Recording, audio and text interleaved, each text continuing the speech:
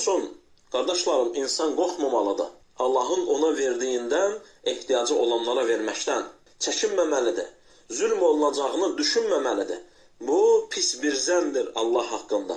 Onun üçün, qardaşlarım, Allah Azza və Cəllə sən verdiyin sədəqə sənin üçün, insanın verdiyi bir sədəqə onun üçün, qardaşlarım, bir borc olar ki, gözəl şəkildə Allaha vermiş olar. Hansı ki, qardaşlarım, Allah Azza və Cəllə həmin o sədəqəni, onun mükafatını həmin kəsə gözəl bir şəkildə daha çoxunu qaytaracaqdır.